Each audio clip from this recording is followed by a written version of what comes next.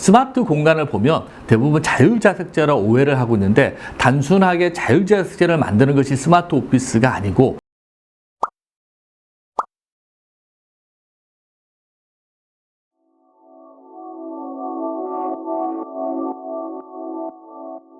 그럼 바로 스마트 오피스에 대해서 좀 더 자세하게 질문을 드리고 싶은데요. 보통 스마트 오피스 이제 구축 의뢰가 들어오면 어떤 과정으로 진행이 되는지. 스마트 오피스를 구축을 할 때 기업에서 의뢰가 들어오면 저희가 처음에 이제 가서 보는 거는 인터뷰를 통해서 이 조직이 얼마나 수직적이냐 아니면 수평적이냐에 대한 부분들을 보게 됩니다. 5계층을 사용하는 기업이라 그러면 그 기업의 5층부터 1층까지 한번 이렇게 기업의 분위기를 이렇게 살펴보면 바로 보이죠. 뭐 본부장실은 어떻게 돼 있고, 팀장 자리는 어디고, 팀원들은 어디서 일을 하고, 또 임원들은 어떻게 일을 하고, 이런 것들이 쭉 보이면 이 기업은 얼마나 의사소통이 유계적으로 돼 있는지 바로 보여버립니다. 이 안에서 조직의 문화가 어떻게 돼 있는지를 프로파일러처럼 이제 들어오게 되죠. 그러면 두 번째, 저희들은 이제 질문을 던집니다. 얼마나 수평적으로 변화를 할 수 있을까? 그러니까 저희가 지금 보는 것들은 많은 기업들이 마찬가지겠지만 스마트 오피스를 하려는 이유는 빠른 속도로 사회가 변화를 하고 있습니다. 그 변화하는 속도에 맞추려면 기업들은 의사결정을 빨리빨리 해야 되고 또 사업에 대한 그 방향성도 빨리빨리 전개를 해야 되는데 예전의 조직은 굉장히 유계적이라는 조직은 나쁘다는 뜻으로 하는 것이 아니라 의사결정을 할 때 의사결정권자가 단계적으로 의사결정을 밟으면서 승인을 득한 뒤에 다시 사업을 전개하는 방법은 시장에서 빠르게 대응할 수 있는 어떤 그러한 것들을 굉장히 크게 방해하는 요소가 돼요. 그래서 사실 많은 기업들이 뭐 매트리스 조직이라든가 애자이라든가 이런 얘기를 하면서 빠르게 의사소통을 결정을 하고 또 그 방향으로 가려고 애를 쓰고 있습니다. 이것이 교육이라든가 회의라든가 이런 걸 통해서 굉장히 노력을 많이 하고 있는데 쉽지는 않죠. 사람을 변화시킨다는 게 의사결정을 한다는 것이. 그래서 전체적으로 가고 있는 방향이 수직적인 조직을 얼마나 빠르게 서로 연결될 수 있는 네트워크 수평 조직으로 가느냐에 대한 부분들을 고민을 하고 있어요. 이것이 스마트 오피스하고 연관이 되어 있다고 보시면 돼요. 그러면 우리 기업은 어느 만큼 그 의사결정 속도가 빠르게 되어 있냐에 대한 부분들을 고민을 해야 되는데 한꺼번에 바꿀 수는 없습니다. 그래서 저희가 공간에 대한 부분들을 고민을 하게 됐죠. 그래서 공간을 바꾸어서 사람들을 담는 틀을 변화를 시켜서 조직이 변화할 수 있는 방향성으로 빠르게 변화하는 겁니다. 그래서 스마트 공간을 보면 대부분 자율자석제라 오해를 하고 있는데 단순하게 자율자석제를 만드는 것이 스마트 오피스가 아니고 우리가 수직적인 기업 문화를 얼마나 빠르게 수평적으로 의사결정을 하면서 다른 부서와 소통을 원활하게 하면서 그리고 협업하고 혁신을 할 수 있는 구조로 바꿀 수 있느냐에 대한 부분들이거든요. 그 스마트 오피스를 구축할 때는 4가지 단계를 거치면서 스마트 오피스를 구축을 해야 되는데 그 전에 저희가 공간을 보는 측면에서의 고려할 점은 조직원들이 얼마나 서로가 함께 관계 우선의 법칙에 따라 관계를 개선해 나가느냐. 그러니까 사실 소통 이전에 중요한 것들은 서로 관계인 것 같아요. 서로 친밀감을 높이는 것들, 그리고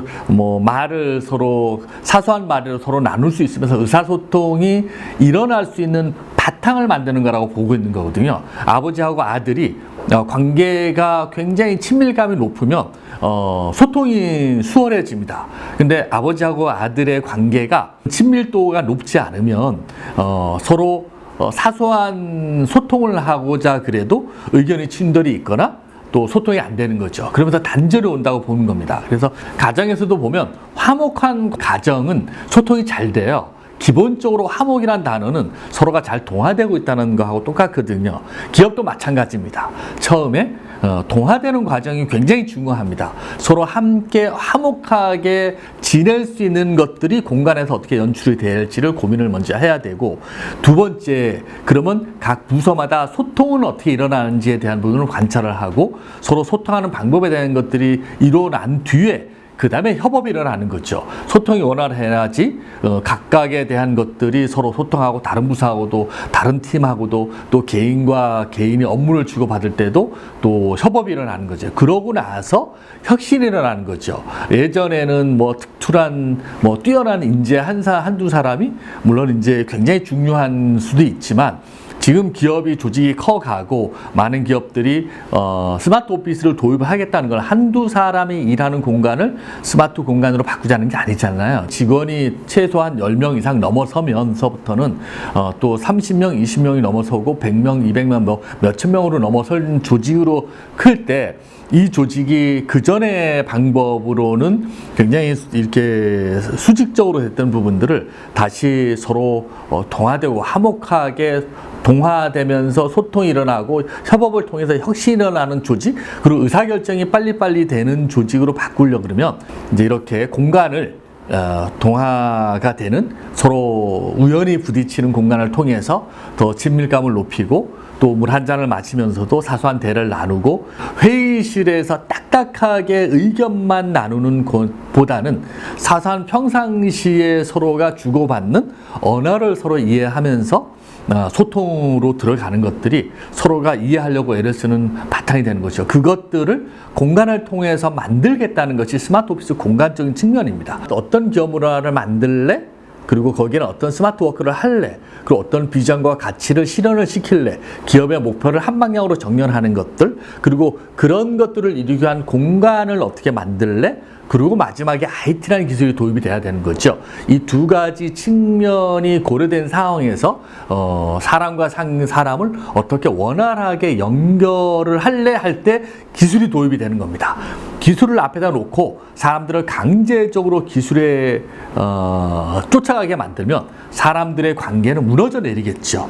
오히려 서로 소외감을 느끼고 버거워하고 왠지 속도는 빨라졌는데 관계는 나빠지고 이러면은 스마트 워크를 도입하는 의미가 없어집니다. 서로 여전히 남아있는 우리의 숙제는 마지막에도 이제 설명을 드리겠지만 여전히 사람 중심의 기업, 그리고 사람이 가지고 있는 상상력, 창의력을 어떻게 일깨울 것이냐. 그리고 우리가 협업해서 원시시대부터 우리가 출발한 것들이 우리 조상들, 즉 아주 먼 조상들이 우리의 인류를 만들었던 원동력도 사실은 협업이거든요. 사냥을 할 때 함께 사냥할 수 있는 의사소통들, 그리고 우리보다 강한 존재들을 사냥을 할 때 협업을 해서 그 목표를 서로 했던 DNA가 우리한테 남아 있습니다. 여전히 우리 인류가 더 많은 미래로 가는 측면에서도 사람과 사람이 함께 협동하면서 서로 의지하면서 상호 보완하면서 미래를 개척하는 방법들은 여전히 중요하다고 보는 거죠. IT 기술 이전에 여전히 사람은 서로 협업하는 것들은 중요한 가치로 남아 있을 것 같습니다. 네, 또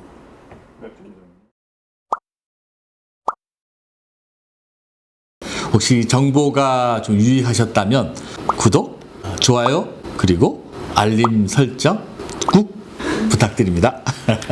네, 감사합니다.